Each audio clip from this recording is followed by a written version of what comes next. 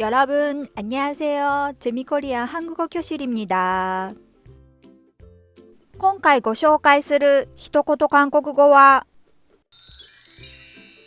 明けましておめでとうございますです。韓国語では、새해 복 많이 받으세요と言います。新しい生、年、平、福、복、たくさん、많이、もらう、받다、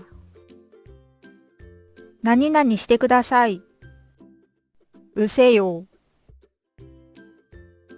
直訳すると、新年に服をたくさんもらってくださいという意味で、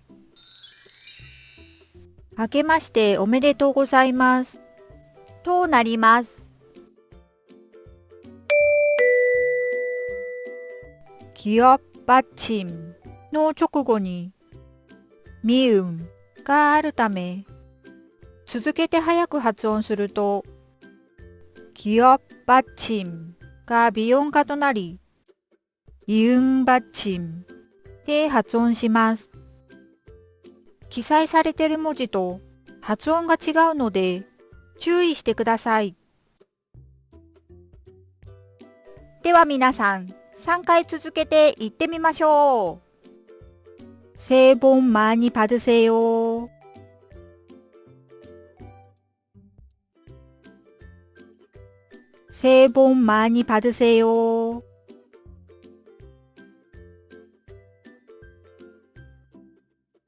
새해 복 많이 받으세요.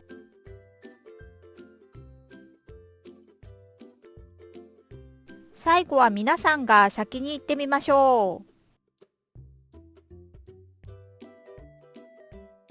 새해 복 많이 받으세요. もう一度。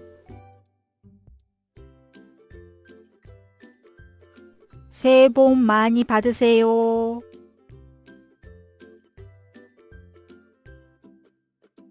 もう一度。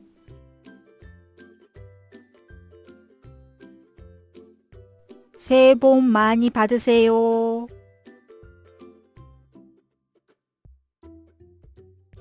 うまくできましたか？何も見ないで言えるようになるまでたくさん言う練習をしてくださいね。最後にいいねとチャンネル登録を。잘 부탁드립니다。